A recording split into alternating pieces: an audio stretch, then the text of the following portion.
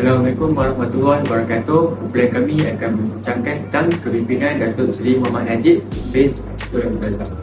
Okey, pengenalan. Sebelum kita nak pergi lebih lanjut, kita kena kenal dulu siapa Abdul Najib Razak ini. Beliau merupakan ahli Parlimen Pekan. Menggantikan ayahnya pada awal usia 23 tahun. Selain itu, beliau memegang jawatan sebagai Menteri Besar Bagi Negeri Pahang pada tahun 1982 sebelum diserapkan ke dalam Kabinet Persekutuan pada tahun 1986 di bawah pemerintahan Perdana Menteri Malaysia yang keempat Dr. Mahathir Mohamad. Dan akhir sekali, beliau menjawat jawatan sebagai Perdana Menteri Malaysia yang ke-6 bermula April 2009 hinggalah Mei 2018 selepas berakhirnya pemerintahan Perdana Menteri Malaysia kita sebelum ini Abdullah Ahmad Badawi. Seterusnya pada zaman remaja beliau, pada tahun 1968 beliau telah menamatkan pengajian menengah dan menyambung di Kolej Malvern, England. Beliau menuntut ilmu di kolej tersebut selama 4 tahun dan telah menamatkan pengajian beliau pada tahun 1971. Kemudian Datuk Seri Najib telah berjaya mendapat ijazah sarjana muda dengan kepujian dalam bidang ekonomi industri pada tahun 1974 di Universiti Nottingham, England. Selepas tamat pengajian beliau pulang ke tanah air dan mencuburi bidang perniagaan. Assalamualaikum, hari ini saya akan ceritakan tentang kehidupan awal Datuk Seri Najib Abdul Razak. Datuk Seri Najib Abdul Razak ni, beliau dilahirkan pada 23 Julai tahun 1953 di Bukit Bius, Kuala Lipis, Pahang. Beliau merupakan anak sulung kepada Tuan Abdul Razak Hussein dan Tok Puan Rahah Muhammad.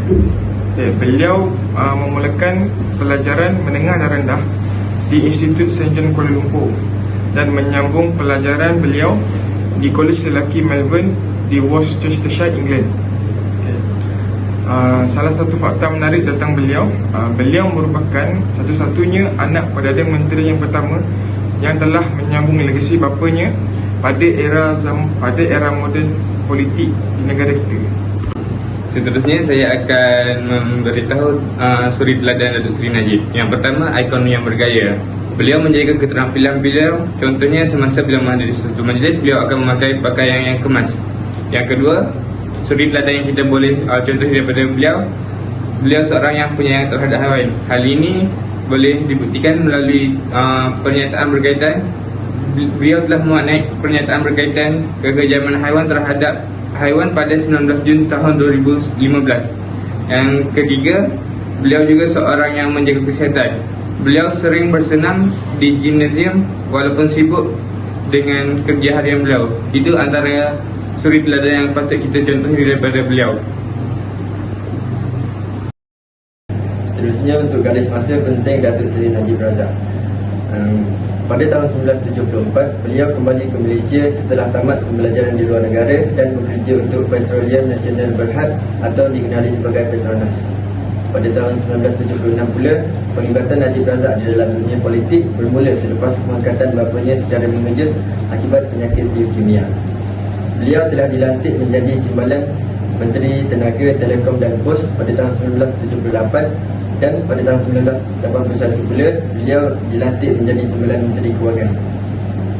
Beliau dilantik sebagai Menteri Besar Pahang ketika berusia 29 tahun pada tahun 1982. Seterusnya, pada tahun 1988 beliau dilantik menjadi Ketua Pergerakan Pemuda UMNO. Pada tahun 2004 pula beliau diberikan jawatan untuk menjawat. Beliau telah diberi kepercayaan untuk menjawat jawatan sebagai Timbalan Perdana Menteri Malaysia dan akhir sekali pada tahun 2009 Najib Razak telah mengangkat sumpah menjadi Perdana Menteri pada 3 April sehingga tahun 2018. Baiklah, seperti kita tahu, Najib Razak menjadi Perdana Menteri Malaysia. Jadi mesti dia ada jasa yang tersendiri terhadap rakyat Malaysia. Jadi pada pandangan saya, Najib Razak dia memberikan banyak jasa kepada rakyat. Seperti contoh, dia memberikan sumbangan dan membantu rakyat di atas nama biayaan 1M, iaitu Bantuan Raya untuk Malaysia BRIM.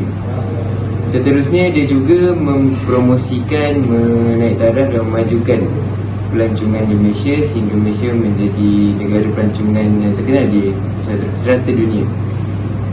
Seterusnya, Haji Tun Razak juga turut merancang dan merealisasikan rancangan pembinaan KLIA 2 yang di mana kita tahu dah wujud dah sekarang. Dan akhir sekali, dia juga turut menjalinkan hubungan bersama Singapura kerana ingin meneruskan perluasan ekonomi Malaysia. Tangan dan kesimpulan, yang pertama, kita mestilah mempunyai sifat adil terhadap semua orang tanpa mengira bangsa dan kaum. Dan yang kedua, kita haruslah mempunyai sifat tanggungjawab sebagai seorang pemimpin. Ketiga, kita harus bersifat amanah dan tepati janji. Dan yang keempat, kita perlulah cekap untuk memberikan hasil yang terbaik untuk diri kita atau untuk orang lain.